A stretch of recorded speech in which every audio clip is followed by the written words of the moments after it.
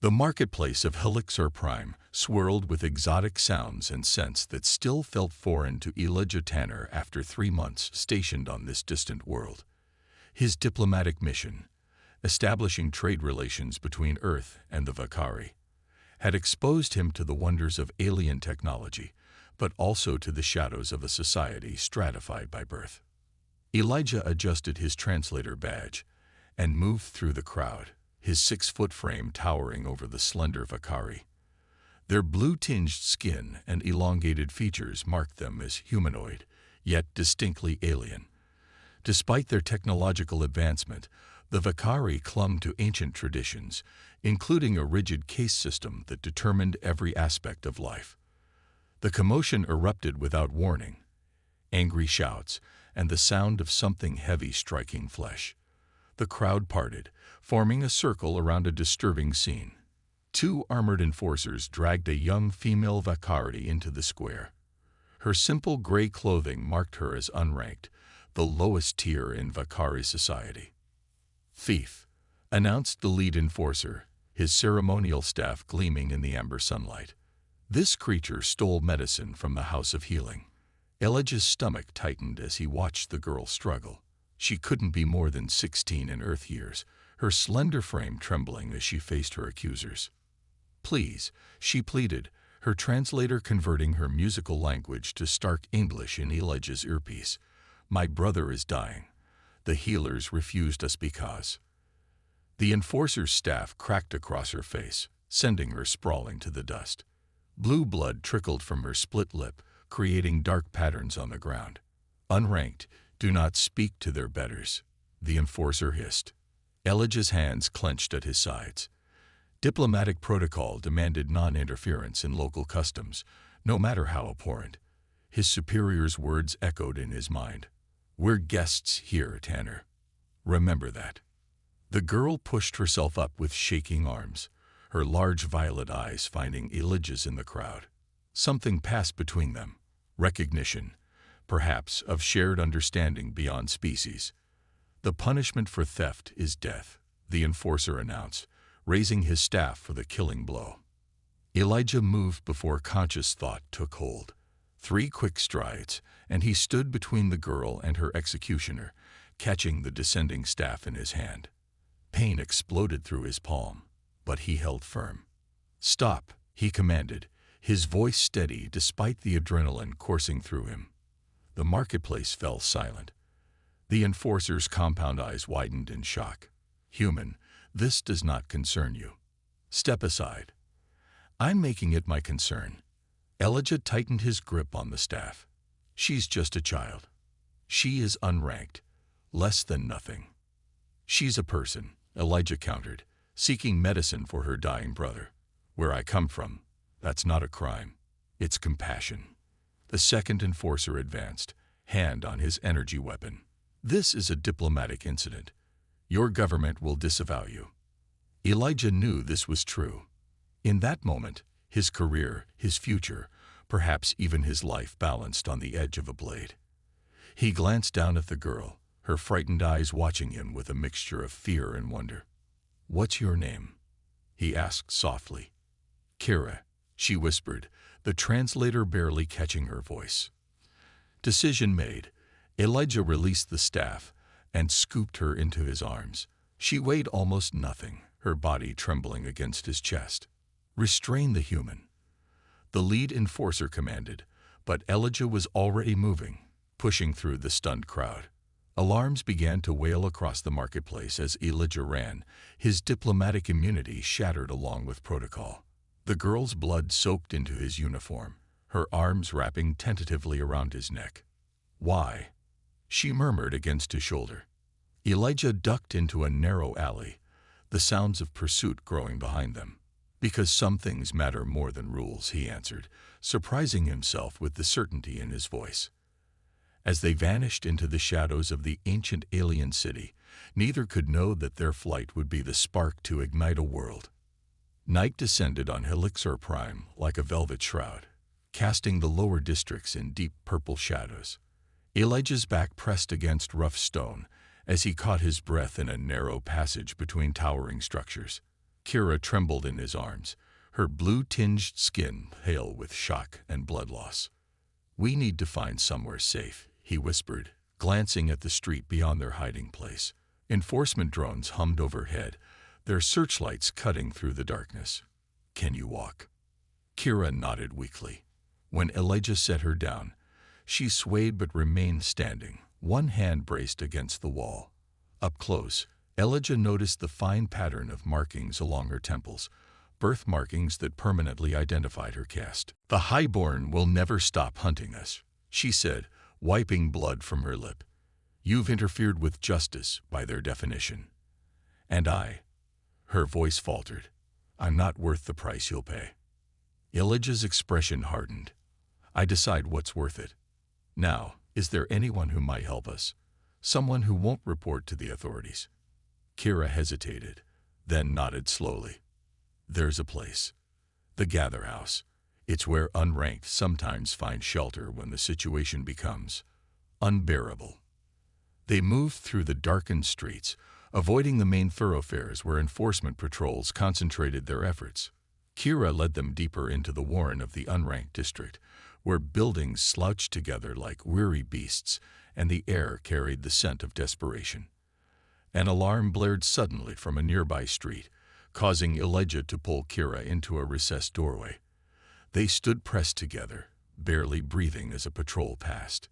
Elijah felt her heartbeat racing against his chest, a rhythm slightly faster than human normal. "Why would you risk everything for an alien you don't know?" Kira whispered, her violet eyes searching his face. "Because on Earth, we have a saying," Elijah replied softly. "The measure of a society is how it treats its most vulnerable members. What I saw today wasn't justice, it was cruelty." A bitter smile touched Kira's lips. "The Vakari system has stood for 10,000 years. The Highborn believe it's ordained by the stars themselves. Those like me, born unranked, are said to carry imperfections from past lives. And you, what do you believe?" Her answer was interrupted by the sound of approaching footsteps. Kira tensed, then relaxed as a hooded figure emerged from the shadows. "Vex," she breathed. "It's me, Kira." The figure paused, then rushed forward. Beneath the hood was another young Vakari, male, with worry etched across his features. "By the void, Kira. The entire city is looking for you, and you're human." Vex's gaze shifted to Elijah, suspicious yet curious. "They're saying you stole from the House of Healing, and this offworlder attacked enforcers." "My brother needs the medicine," Kira said defensively. "The healers turned us away. What choice did I have?" Vex sighed, then motioned them to follow. "Come, we don't have much time." They followed him through a maze of narrow passages until they reached a nondescript building. 3 quick knocks, followed by 2 slow ones, and the door cracked open. Inside, Elijah found himself in a dimly lit room where a dozen Vakari froze at the sight of him. A human. An older female hissed, "You bring an offworlder to the Gather House." "He saved my life, matron," Kira explained, then stumbled as her strength finally failed. Elijah caught her before she hit the floor. "She needs medical attention." Reluctantly, the matron nodded toward a back room. "Bring her." In the small chamber, illuminated by bioluminescent fungi, Elijah gently laid Kira on a sleeping platform. The matron approached with a bowl of glowing blue liquid. "Hold her steady," she instructed. "This will help with the pain, but it burns going in." As Elijah supported Kira's shoulders, the matron applied the medicine to her wounds. Kira's body arched in agony, her fingers digging into Elijah's arm with surprising strength. He whispered soothing words, not knowing if she could understand him through the pain. When it was over, Kira lay exhausted but breathing more easily, her wounds already beginning to close with remarkable speed. "Your brother," Elijah said suddenly. "The medicine you stole, where is it?" Kira's hand went to a small pouch at her belt, producing a vial of shimmering silver liquid. "This could save him, but now I can't reach him." Vex stepped forward from the doorway. "The news feeds are reporting that the human embassy has disavowed you. Offworlder. They're calling you a rogue element, unstable and dangerous. Elijah nodded grimly. He'd expected as much. Earth couldn't risk its newly established relations with the Vakari over one diplomat's actions. What will you do now? The matron asked, her tone softer than before. Elijah looked down at Kira, her eyes fluttering closed as the medicine took effect. In the soft light, the markings on her skin seemed to shimmer with an inner life. Something stirred within him, a protectiveness that went beyond simple humanitarian concern. First, we get this medicine to her brother, he said firmly. Then, we figure out the rest. As Kira drifted into healing sleep, her hand found his and squeezed gently. Elijah realized with startling clarity that in saving her, he had irreversibly altered his own fate. And somehow, despite everything, he couldn't bring himself to regret it. Outside, the drones continued their relentless search, but within the sanctuary of the Gather House, a fragile connection between two worlds began to strengthen, a bond that would soon challenge the foundations of an ancient order. Dawn broke in pale amber streaks across the jagged mountains that surrounded Helixer's capital city. 3 days had passed since Elijah and Kira had flowed with the help of the underground network. Twice they'd nearly been captured by enforcement patrols. Once, only Vex's quick thinking had saved them from a drone sweep. Now they trudged along a narrow mountain path, their breath-forming clouds in the thin morning air. Ahead of them walked Talus, an older Vakari male with faded markings and a limp from an old mining accident. How much farther? Elijah asked, supporting Kira as she navigated the rocky terrain. Though her wounds were healing remarkably fast, she still moved with caution. Beyond the next ridge, Talus replied, pointing with a weathered hand. The Forgotten Valley. Even the highborn avoid it. They believe it's cursed by ancient spirits. And the reality? Elijah asked. A rare smile creased Talus's face. The reality is that some curses are worth embracing. They crested the ridge as the twin suns of the Vakari system rose fully above the horizon. Below them stretched a hidden valley, surprisingly lush compared to the barren slopes that concealed it. Nestled among the greenery were structures built into the rock face and trees, a settlement invisible from the air. Welcome to Sanctuary, Talus announced, home to those who reject the caste system. As they descended into the valley, Elijah noticed the diversity of the inhabitants. Vakari of all ages moved about the settlement, and notably, none bore the vivid marking patterns of the upper castes. Some, like Talus, had markings that seemed deliberately altered or obscured. Your brother's medicine reached him, Kira said quietly, breaking the silence between them. I still can't believe Vex managed to smuggle it to him. Elijah squeezed her shoulder gently. From what I've seen of Vex, I wouldn't underestimate him. They were led to a simple dwelling carved into the living rock of the mountainside. Inside, it was surprisingly comfortable, with softly glowing fungi providing light and warmth. A table held fresh food and clean clothing. Rest, Talus instructed. Tonight, the elders wish to meet you both. Left alone, Elijah sank onto one of the sleeping platforms with a groan. Every muscle ached from days of constant vigilance and difficult travel.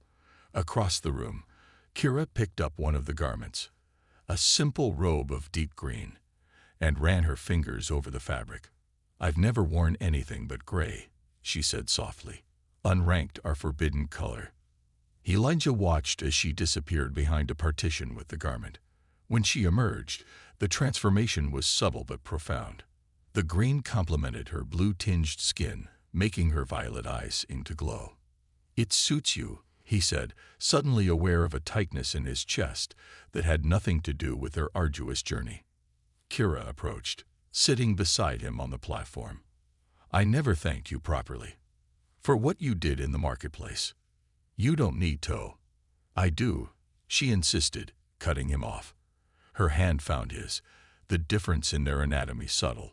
Her fingers slightly longer, the joints more flexible. No one has ever stood up for me before. No one has ever seen me as valuable. The intimacy of the moment caught Elijah off guard. Here, light years from Earth, he'd formed a connection that transcended species.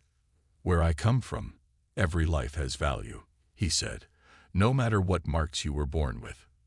Kira's eyes searched his face. "Your world must be beautiful." "It has its own problems," Elijah admitted.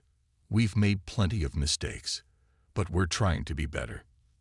"That's all anyone can do," she whispered. Neither could say who moved first. Perhaps it was simultaneous, a mutual gravitation that brought their foreheads together in the traditional Vakari gesture of deepest trust. Elijah closed his eyes, feeling the coolness of her skin against his, the gentle rhythm of her breathing. When her lips found his, hesitant, questioning, the surprise lasted only a moment before he responded.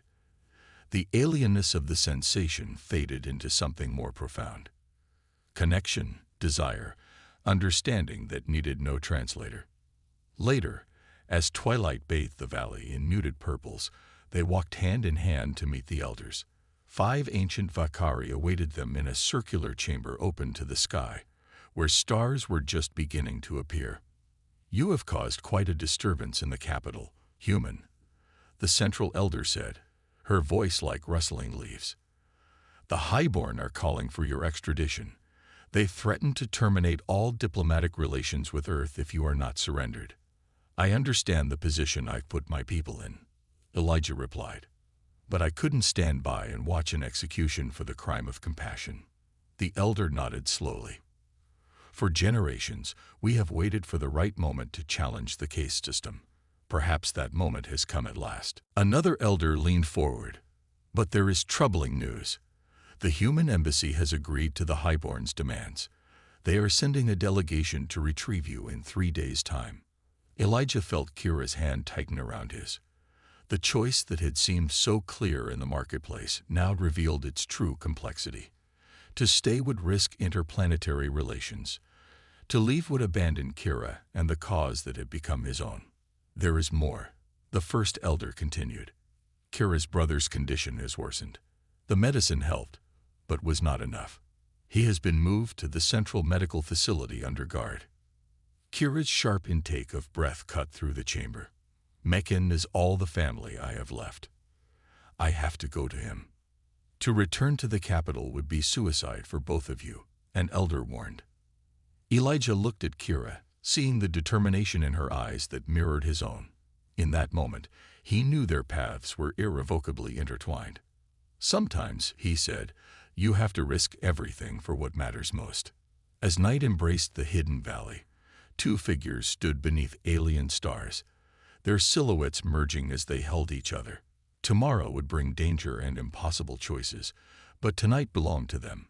A human and a Vakari discovering that love, like rebellion, recognized no boundaries. The descent from the mountains was treacherous by design. Elijah and Kira moved under cover of darkness, guided by Talis until they reached the outskirts of the capital. The old Vakari pressed a small device into Elijah's hand before departing. "Communication scrambler," he explained. "It won't hide you from visual detection, but it will prevent them from tracking your biometrics." Elijah pocketed the device with a nod of thanks. "Any word from Vex?" "He'll meet you at the old factory district," Talis said. "The sanctuary remains ready if you need to escape again." His eyes lingered on Kira. "Be careful, daughter of the stars. Your actions have started something that cannot be stopped." As Talis disappeared into the shadows, Elijah turned to Kira. In the week since his intervention in the marketplace, she had transformed. Though still physically recovering, she carried herself with newfound confidence. The simple tunic and leggings from Sanctuary, dyed a deep crimson, made her look like anything but an unranked. "You should know," Elijah said as they prepared to enter the city. "I've been thinking about what happens after we help your brother." Kira's violet eyes met his. "There may not be an after, Elijah. The moment we enter the city, we become targets. All the more reason to be clear about things." He took her hands in his. "I'm not leaving this planet without you. Whatever happens, we face it together." The emotion that crossed her face transcended species, vulnerability, hope, and something deeper that needed no translation. She reached up, tracing the contour of his face with long, gentle fingers. "I've never believed in destiny," she whispered. "The highborn use it to justify their position. But meeting you, perhaps some things are written in the stars." Their kiss deepened with an urgency born of uncertain futures. When they finally separated, both wore expressions of quiet resolve. "Let's go save your brother," Elijah said. The city had changed in their absence. Enforcement officers patrolled in pairs, and drones hovered at every intersection. But more striking were the citizens themselves. Conversations hushed as they passed. Some Vakari openly stared at them, while others quickly averted their gaze. Most surprising were the occasional nods of recognition, even from those wearing middle-caste markings. "They know who we are," Kira whispered as they navigated the narrow streets. "Good," Elijah replied. "Let them see us." Vex met them in the shadow of an abandoned processing facility, his usual calm demeanor visibly shaken. "The city is boiling," he said without preamble. "Your escape has become a symbol. Underground networks are spreading the story to every district, the human who defied the caste system for an unranked girl." "We didn't come back to start a revolution," Elijah said. "We're here for Macon." Vex nodded. "He's been moved to the central medical facility. Security is tight. They're using him as bait, hoping you'll come for him." "Then we'll have to be smarter than they expect," Kira said. "What about the human delegation? Have they arrived?" "Tomorrow," Vex confirmed. "The embassy staff have been preparing for their arrival. Word is they're bringing specialized security to extract you by force if necessary." Elijah's jaw tightened. "Then we have until tomorrow to get Macon and find a way out of the city." "I support his right to follow his conscience," Ambassador Chen replied. "And I cannot help but notice that your people seem to be expressing their own conscience quite clearly." The chamber vibrated with the sound of thousands of voices rising from the plaza below. The chant was simple but powerful: equality, justice, change. Kira stepped forward, her crimson garments stark against the ornate chamber. "Honorable Council, my brother is safe now. But there are thousands more like him, denied care, denied dignity, denied hope. The human didn't create this unrest. He simply revealed what has always been there." "You overstep, unranked," the third voice hissed. "No," Kira replied with quiet dignity. "For the first time, I stand exactly where I belong." Her eyes found Elijah's across the chamber, and the connection between them was palpable to everyone present, a bond that defied both tradition and species. The doors burst open again as enforcement officers rushed in. "Sovereign Council, the situation is deteriorating. The crowds have overwhelmed the plaza barriers. All castes are mixing freely. We cannot contain them." The council members exchanged alarmed glances. Centuries of rigid control were unraveling before their eyes. "This is your doing," the first voice accused Elijah. "No," he replied. "This is the voice of your people. The question is whether you'll listen." For a tense moment, it seemed the council might order a violent suppression. Then an elderly counselor who had remained silent rose slowly to his feet. "Perhaps," he said, his voice weathered by age, "it is time we considered another way." The next hours passed in a blur of negotiation. The council, faced with unprecedented public demonstration, agreed to establish a committee to examine caste reforms. Kira, despite her unranked status, was named as a representative. The human delegation, seeing an opportunity for positive influence, offered Earth's experience with social evolution as a resource. As dusk fell over the capital, Elijah and Kira stood on a balcony overlooking the still crowded plaza. The first stars appeared in the deepening purple sky. "What happens now?" Kira asked, her hand finding his. "Change," Elijah replied. "It won't be easy or quick. Systems this entrenched don't transform overnight. And us." Her question held vulnerability and hope in equal measure. Elijah turned to face her fully, taking both her hands in his. Ambassador Chen has offered me a position as cultural liaison. I'd be stationed here permanently. Joy illuminated her features. You're staying. I'm staying, he confirmed. What we have, it's something I never expected to find across the stars. I'm not willing to let it go. As their lips met beneath an alien sky, below them the citizens of Helixer continued their peaceful assembly, highborn and unranked standing shoulder to shoulder, the boundaries between them beginning to blur. In the medical facility across the city, Macon opened his eyes to a world already different from the one he had known. And in the hidden valley of Sanctuary, the elders watched the news feeds with cautious optimism. What had begun as one human's instinctive act of compassion had evolved into something profound, a revolution not of violence, but of hearts and minds. The path ahead remained uncertain, but for the first time in 10,000 years, the people of Helixer faced that uncertainty together. As night embraced the capital city, Elijah and Kira held each other close, two beings from different worlds who had found in each other something universal, something that transcended biology, culture, and the vast emptiness between stars. Love, they had discovered, recognized no castes. And in that simple truth lay the power to change worlds. Their plan took shape as twilight descended. Using Vex's knowledge of the service tunnels beneath the city, they would infiltrate the medical facility through maintenance access points.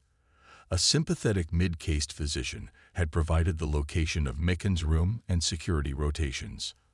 As they moved through the tunnels, Elijah noticed Kira's growing tension. He's going to be all right, he assured her. It's not just Macon, she admitted. It's everything that's happening. I never wanted to be a symbol. Sometimes we don't choose our roles, Elijah said. They choose us. The maintenance shaft opened into a storage area within the medical facility. Vex had procured medical staff uniforms, though none could disguise Elijah's human features. He would have to remain hidden until they reached Macon. Moving through the sterile corridors, Kira and Vex blended with the facility staff, while Elijah followed at a distance. They were 2 floors from Macon's room when the first alarm sounded. They spotted us on the security feeds, Vex hissed, pulling them into an alcove. Go, Elijah urged. Get to Macon. I'll create a diversion. No, Kira gripped his arm. We stay together. Your brother needs you, Elijah insisted. I'll meet you at the east exit. Before she could protest further, he stepped into the corridor, deliberately visible to the security cameras. The response was immediate. Alarms intensified, and announcements echoed through the facility. The human intruder has been detected on level 3. All security personnel respond. Elijah ran in the opposite direction from Macon's room, drawing the security forces after him. He managed to evade capture for nearly 20 minutes, leading pursuers through a maze of corridors, while Kira and Vex reached Macon. When security finally cornered him, Elijah surrendered without resistance. To his surprise, he wasn't immediately restrained. Instead, a high-ranking enforcement officer approached with unusual deference. Human Elijah Tanner, you are requested to accompany me to the central chamber. The Sovereign Council wishes to address you. Outside Macon's room, Kira found her brother unconscious but stable. As she and Vex prepared to move him, the door slid open to reveal not security forces, but ordinary Vakari citizens, medical staff, patients, even some wearing the colors of middle castes. We will help you, one of them said simply. The human has shown us another way is possible. As word spread of the human's capture and the rescue attempt, something remarkable happened throughout the city. Vakari of all castes began to gather in the streets, their numbers growing by the minute. Some carried makeshift banners bearing simplistic renderings of a human and Vakari standing together. What had begun as a personal rescue had ignited the spark of revolution that had been building for generations. The central chamber of governance towered over Helixer Prime's capital, its crystalline spires catching the amber light of sunset. Inside, Elijah stood before the 7 members of the Sovereign Council, the highest authority of the Vakari civilization. Their elaborate markings and ceremonial robes emphasized the vast gulf between them and the unranked they governed. Human Elijah Tanner, the first voice intoned, her tone carrying the weight of millennia of tradition. You stand accused of interfering in Vakari justice, harboring a criminal, and inciting unrest. How do you answer these charges? Through the chamber's vast windows, Elijah could see the gathering crowds below. What had begun as scattered groups had swelled into thousands, perhaps tens of thousands, of Vakari filling the central plaza. I acted according to my conscience, Elijah replied, his voice steady. Where I come from, compassion isn't a crime, and the value of a life isn't determined by birth. Your world is young and chaotic, the second voice countered. The caste system has maintained order on Helixer for 10,000 years. At what cost? Elijah challenged. How many brilliant minds have you wasted because they were born unranked? How many lives cut short because they dared to seek medicine for a loved one? A commotion at the chamber entrance interrupted the proceedings. The doors burst open to reveal Kira, flanked by Vex, and, to Elijah's surprise, the Earth delegation. Ambassador Chen, Elijah acknowledged, recognizing the leader of the human group. The ambassador's expression was unreadable. Tanner, you've created quite the diplomatic situation. I stand by my actions, Elijah said firmly. As well you should, came the unexpected reply. The ambassador turned to address the council. The Vakari approached Earth seeking alliance because our technology complements yours. But technological exchange is only part of diplomacy. Cultural exchange matters equally. The first voice's compound eyes narrowed. You support this disruptor.